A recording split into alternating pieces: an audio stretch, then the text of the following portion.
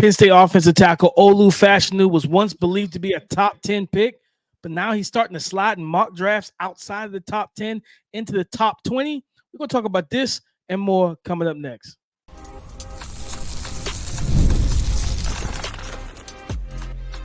You are Locked On NFL Draft, your daily podcast covering the NFL Draft. Part of the Locked On Podcast Network, your team every day.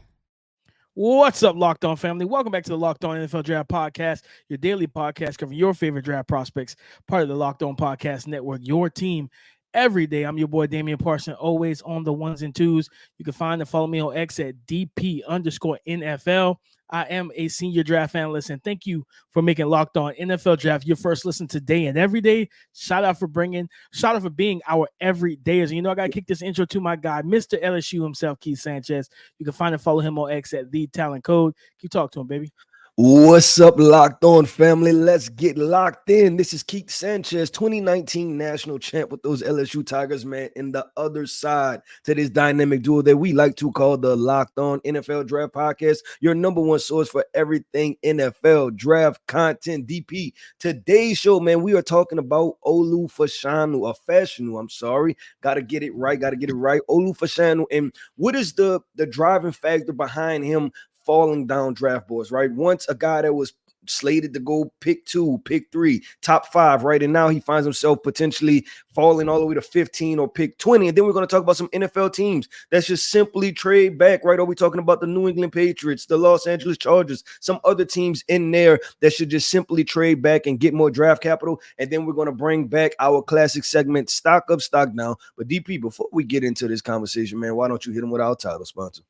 Today's episode is brought to you by Monopoly Go. I admit it, I have a competitive side, and it is a big fan of Monopoly Go, the mobile hit twist on classic Monopoly. So join your friends and download Monopoly Go now free on the App Store or Google Play.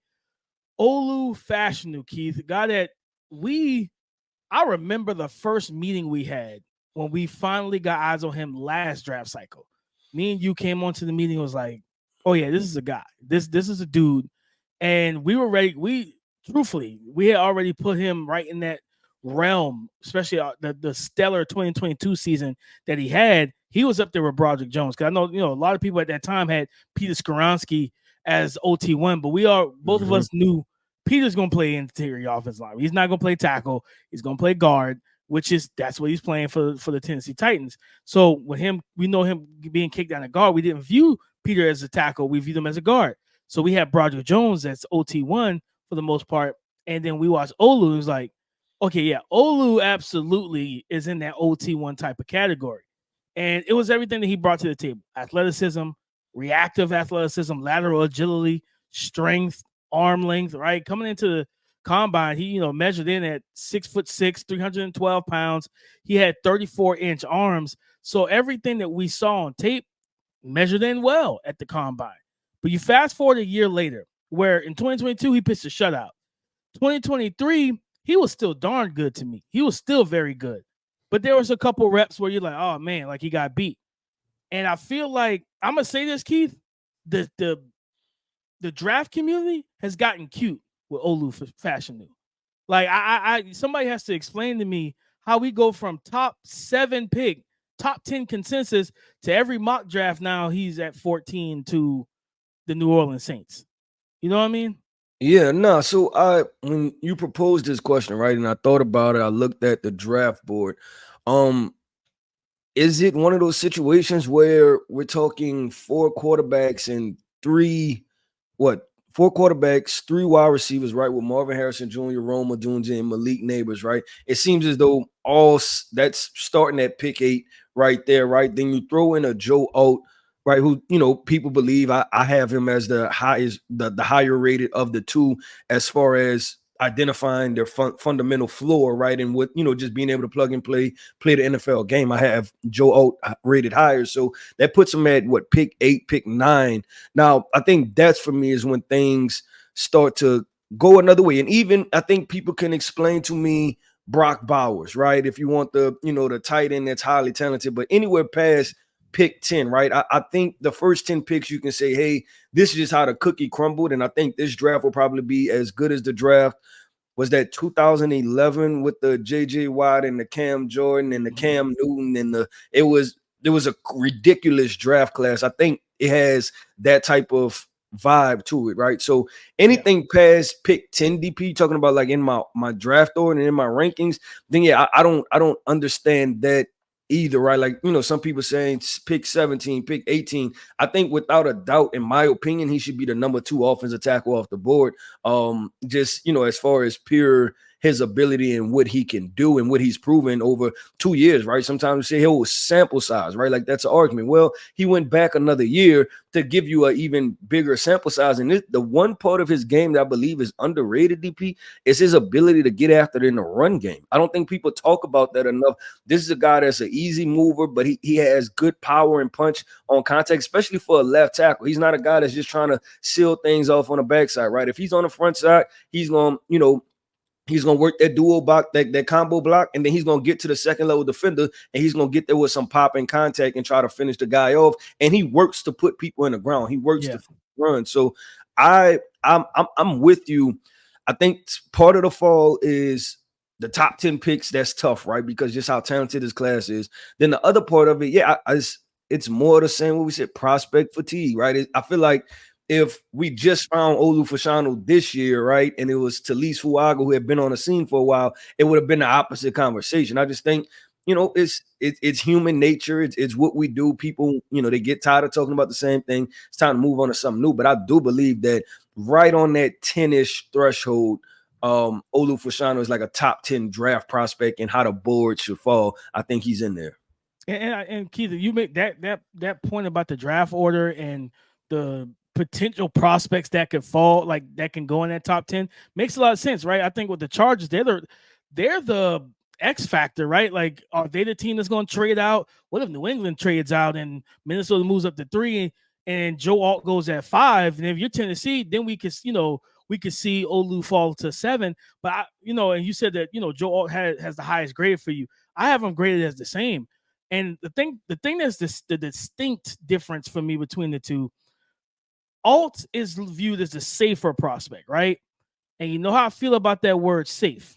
That is a very triggering word, but when we come on to the draft, because it's like, all right, you can be safe, but again, like, what does it look like when things don't go the way you want it to? And I think people go to every time I've seen people talk negative about Olu, it's the Ohio State game.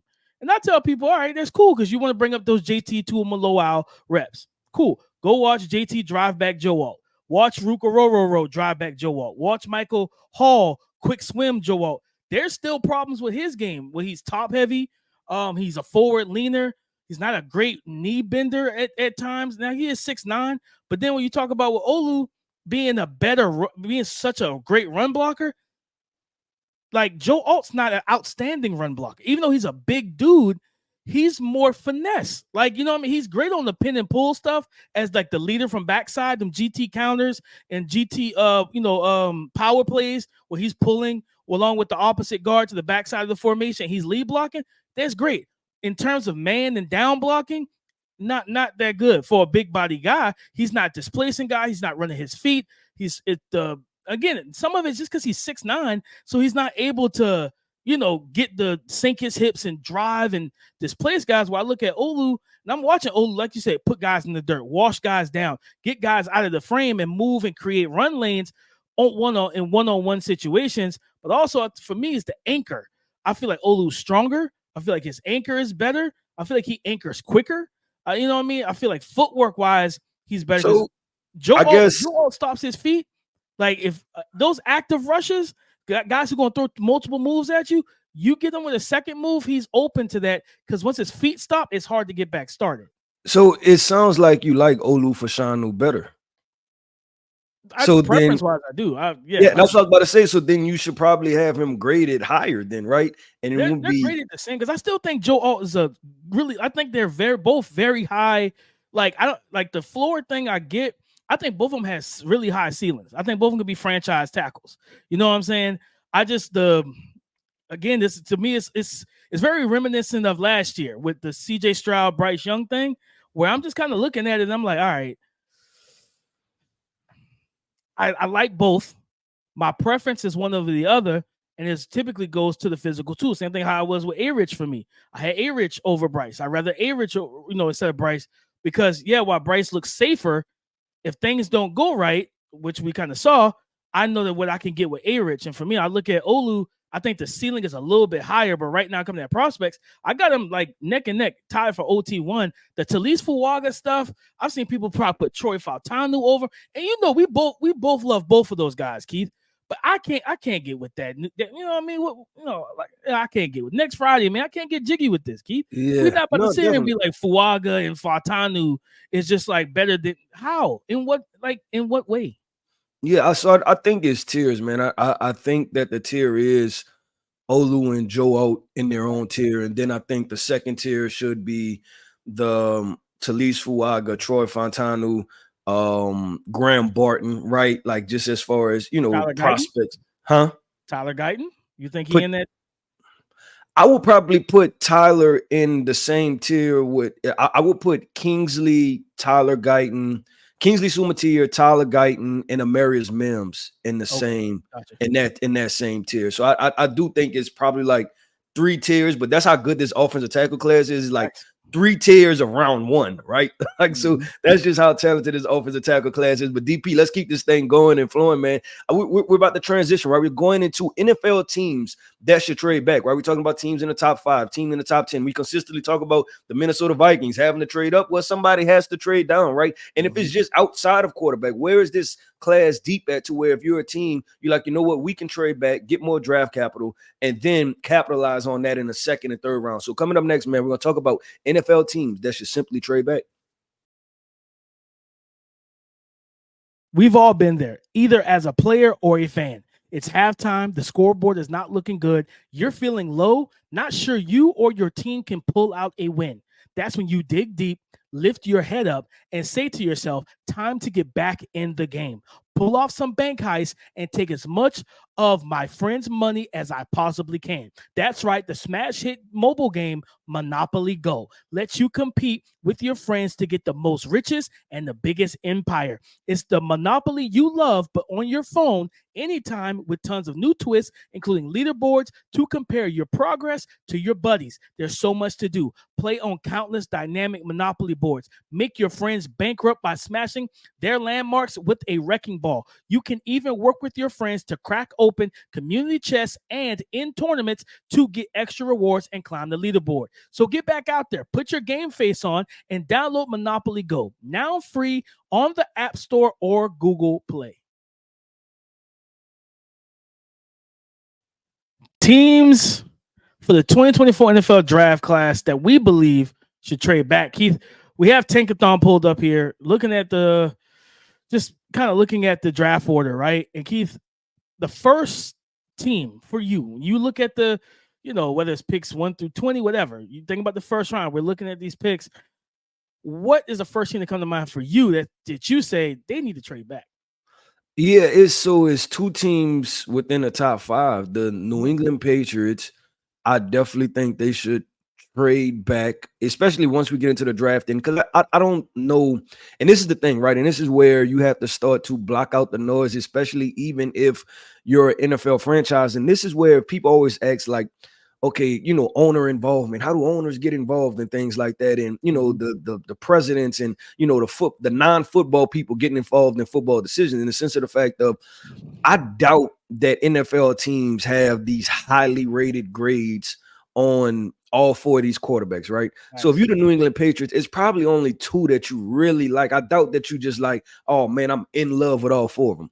If you're not in love with them, right, and you just like them, then you can trade back, because I think next year there'll be some likable quarterbacks, right? Who says that the Carson Beck and the Shedeur Sanders are not as good as a Drake May next year, right? Like Drake Carson Beck has some really good film out there. So yes, I would trade back. If I was the New England Patriots, I would trade back some. And then if I'm the Los Angeles Chargers, this is where I weigh my options, right? Because and we talked about this before, the fundamental parts of who Jim Harbaugh has shown us to be over the past 15 years, right? Since his days with Andrew Luck at Stanford, right? He's a guy that's going to run the football. If you're going to run the football, I think you can trade back and get you an offensive tackle, right? And then also procure more, I guess, more draft capital to where there's a really good pool of wide receivers, right? If there's a Ricky Pearsall out there that you could potentially use, right? If you can trade back and get a Lad McConkey, right? Like you don't necessarily, if you're not going to run the football at a high, I mean, if you're not going to pass the football at a high level, it changes the way you need to build your team and what you may value. And you may be one of those teams, DP, that needs, you trade back and get 2 second round picks, or, matriculate the board like that to where you can take whoever you feel like is RB1 in this draft class also, right? And you can maneuver it like that. So if I'm the Los Angeles Chargers, I'm trading back for sure. If you don't feel like, hey, I just need Rome Odunze or Malik Neighbors, because I am definitely going to use them at a high clip. But everything Jim Harbaugh has shown us is that that's not his philosophy. And he's had a lot of success, right? Super Bowl, NFC Championship, college football national championship. I doubt he's going to go back to the NFL and say, you know what? Everything I had success with, I'm going to throw it out the window. We're going 5 wide and I'm throwing it all over the football field. No, I don't expect that from Jim Harbaugh either, Keith. And like the New England Patriots, and truthfully, I like what you said. This is a team that more than likely only has 2 QBs. One, we already know that they're not going to get, right? So it's technically 1, because you know they're not getting Caleb Williams. You're not in position for it, right?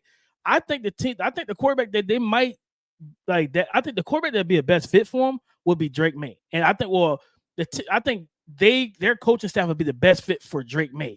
Alex, Alex Van Pelt, the OC, is really big on footwork. What's one of the biggest weaknesses of Drake May is his footwork. I think that would be a great situation to sit behind Jacoby Brissett and everything. But if they don't view that their guy is at 3, I'm with you, Keith. Trade down. Hey, Minnesota, send us both those first, that 11 and 23. Also, let's go ahead and get that 2025 first. Oh, is that a little bit too much? All right, cool. Send me 2025 second. And I'm not tripping too much. Maybe put in a extra late day 3 pick in this class, and we make it, call it even. That type of situation, because it's what we call QB tax.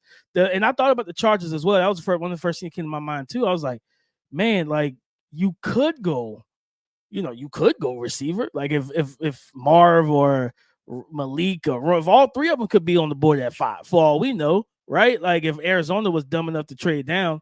And I say that with all due respect, it would be stupid to trade down and miss out on adding one of the best, like to get out of the range of the top 3, like receivers, when that's one of your biggest needs. That'd be stupid. I'm not gonna lie to you, that'd be real dumb, Keith, to do that. But I could see it happening if a team give them enough draft capital. But for the Chargers, like, do you pass on one of those big 3 receivers, or even not even just them, but like Joe Alt, Olu, as we just talked about, going back and forth about them 2 in the first segment? Do you pass out on adding one of these top tier tackles, to Rashawn Slater in this offensive line? But keep a team that, and you tell me how you feel about this. I feel like Atlanta Falcons should trade back. Right? I feel like you're at 8 for the 3rd year in a row. Get out of there. All right, get out of it. Just give me something. I feel like you can get some additional draft capital. And then I think when we were doing the which will be coming out soon, the mock draft special, what did Matt Williamson say? Our guy Matt Williamson from Peacock and Williamson. He said, you don't want to be the first team to draft a defender in this first round. I agree. You know what I mean? I agree. And I think people don't know what Atlanta's going to do. Right. So I think it's just been like, oh, they need an edge rusher. Dallas Turner ran the fastest 40. Give it to them, right? Like that's just what's the consensus been, that they're going to go that way. Which I think if you look at the past under Terry Fontenot, there is nothing that says that they're going to go that way, right? Like they've left edge rushers like high and dry for years. They've left a lot of different things. Offensive line, right? It's been high level skill players, right? Like that's what they've drafted on the offensive side of the football. Kyle Pitts, Bijan Robinson, and Drake London. Like that's what they've went. So if I'm Atlanta, yes, I trade back if you're going to go defense, because like I said, we don't know say draft community wise, right? I bet you any money that people are not comfortable placing bets on who's going to be the best edge rusher out of this class, whether that's Leitu Latu, Dallas Turner, or Jared Verse. People are not willing to bet significant money on that, because it seems like it's much like the corner class Why don't think people are willing to place bets on that, right?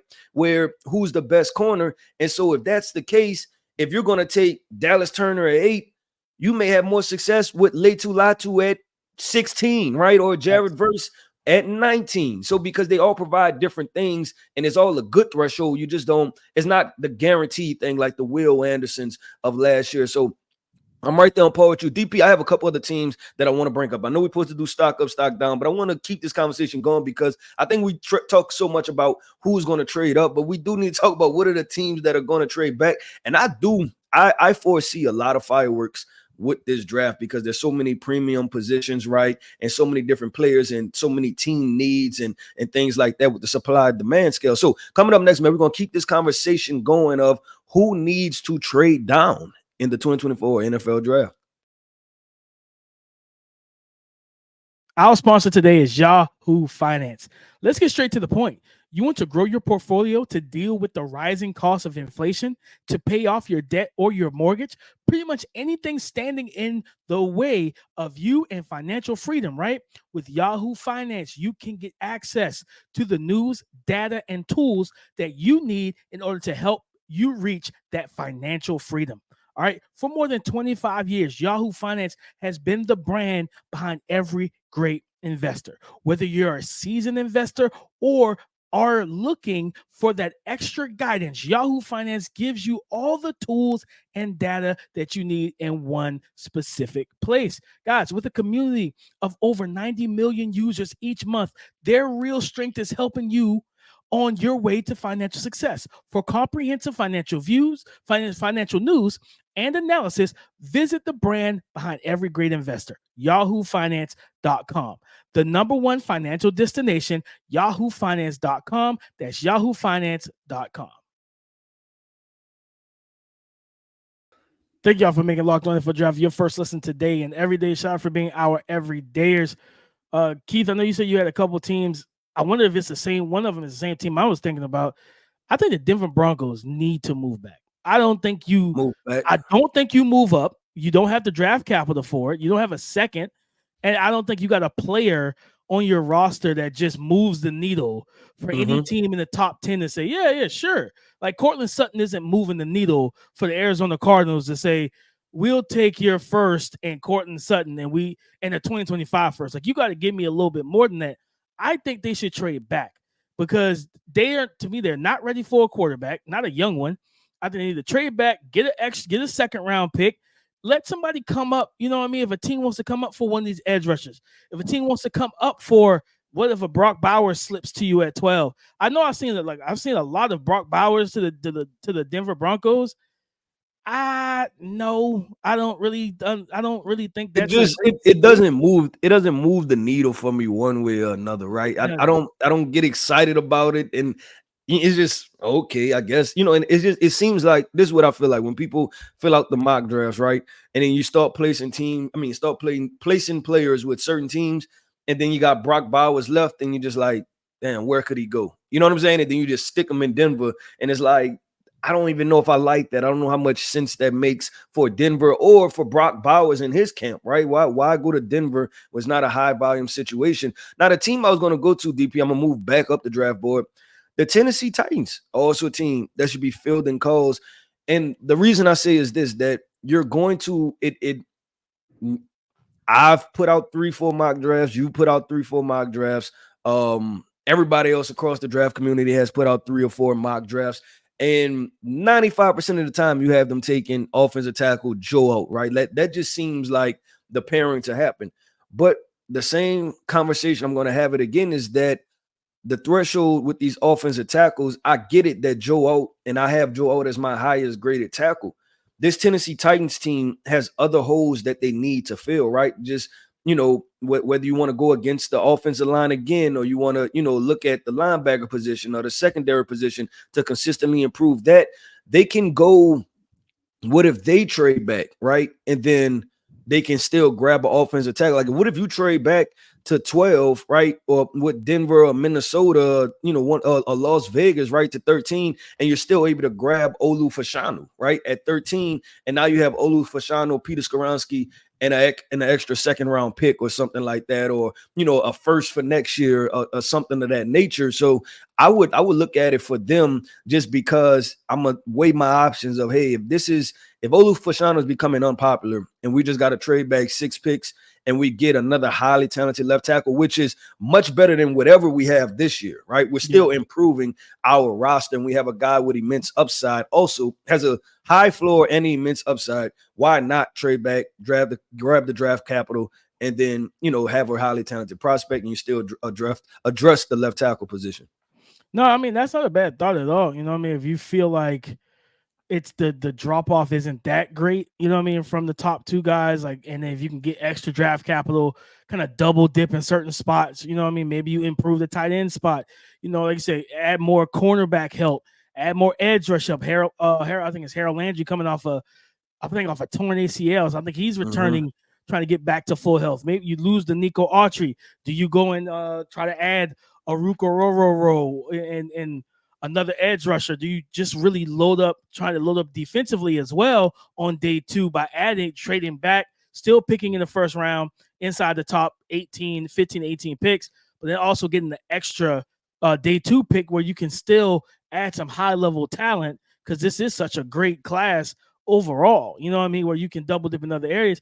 I got one, Keith, that I think the New York Jets, I think the Jets should think about just trading back. The reason why, I know, like, and I've done it in my mock, right? Got lazy and I've done it. The only person I consistently see going at 10 is Brock Bowers. And if that's the only thing, and so trade back. Like, what? See, I guess I may disagree with you a little bit on this one. And here's why, is that I just think the status of where they are, this may be the one shot with Aaron Rodgers, right? And I'm like, just they put themselves in a situation, right? Like there's no out. Like, that your only out is, like, I don't think they could simultaneously put themselves in a situation that they did with Aaron Rodgers and then also say we're going to build towards the future, right? Because all of what you've done for Aaron Rodgers, if it doesn't work this year or next year and he retires, then it's all for naught, right? Like, I don't think fans, if we come up short, if the New York Jets comes up short and it's not an AFC championship appearance, it's not a Super Bowl appearance, and it's not a Super Bowl win, but they say, hey, we've traded some draft capital and we're good for the future, right? I think this era would still be somewhat of a letdown in a sense. And that's why I say maybe, and if Brock Bowers, because you have Garrett Wilson and potentially for wide receivers there or something like that. But if you can grab a guy that you feel like is the threshold of a potential elite prospect just to add with Aaron Rodgers, and we still had a conversation of Aaron Rodgers not throwing the football to tight ends, right? But finding a way to get him the football, I think you add to that, because it's like we already all in. Like, it's like all our chips in the middle of the table. What else we got to lose? And I think that's how the Jets should approach it. I think that, and I mean that, and I'm with that, right? Definitely not trying to just straight up build for the future. I think for them, if you trade back, and this is the scenario I think about, because we're looking at their 2024 picks. They got a first, they got pick 10. They don't pick again until round 3, third round at 72. Then they have 2 fourths, no fifth. They got 6 and 2 sevenths. God, dope. Okay. Yeah, so I would trade back, get an extra second. And I was trying to stay inside that top 18, right? And I'm not, and again, love Brock Bowers. I don't like the history of Aaron Rodgers with tight ends, just bothers me. I don't know if he's going to feed him the way he wants to, right? I would rather add a Brian Thomas Jr. to a Garrett Wilson, and I think I forget the other Alan Lazard and the rest of those guys, and then you got Breece Hall and everything. One thing about Aaron Rodgers, because I remember Carl Lawson was on like NFL Good Morning Football a couple years ago. He said the easiest quarterback to sack in the league was Aaron Rodgers. He said because Aaron Rodgers is going to look for the deep ball all the time. He's like, he'll throw it away, but he'll sit there and pat it and hold it. He loves to go deep. He loves to throw the ball down the field. And with Garrett Wilson being the wide receiver 1, I think you bring Brian Thomas Jr. into this offense, and I'm going to get way more bang for my buck going down the field, which is the kind of the comfort zone and the back shoulder fade that he beautifully throws. Talking about Aaron Rodgers, I think that would be you able to trade back, get Brian Thomas Jr. and recoup a second. I think that's a win-win for the New York Jets. Yeah, I don't mind that one. I don't mind that one. I wonder just with this wide receiver because I feel like Aaron Rodgers has had these type of wide receivers, which I mean, he's had success with them, right? These long striders, vertical threats, like the Marquez Valdez Scantlings you just mentioned, Alan Lazard. So it'll be interesting. And then also, I think that's a situation where Brian Thomas could fit in, and they will allow him to do what he does best. So it actually wouldn't be a bad situation for Brian Thomas. But DP, it wraps up another episode of the Locked On NFL Draft Podcast. I want to say shout out to everydayers. Thank you for tapping in with us each and every single day, man. If you haven't hit the like button, go ahead, hit the like button. If you haven't commented, drop a comment. Which team do you think should trade down in the 2024 NFL mock draft? And if you're not subscribed, subscribe to the hottest YouTube channel out there covering all NFL draft content. I am Keith Sanchez. You can find me on X at The Talent Code. That right there is my co-host, Damian Parson, and you can find him on X at DP_NFL. And like we always like to say, man, y'all come talk to us because we like to talk back. Go subscribe and follow for free on YouTube or wherever you listen to podcasts to get the latest episode as soon as it is available. Thank you for making Locked On NFL Draft your first listen today and every day. Shout out for being our everydayers. On tomorrow's show, since we kept that NFL conversation going, we're going to bring stock up, stock down tomorrow, tell you guys who we really like and who we think the stock should be up on. So we got all that and more coming up tomorrow. So you know what we tell you? Come and join the conversation again tomorrow on the Locked On Podcast Network, your team every day.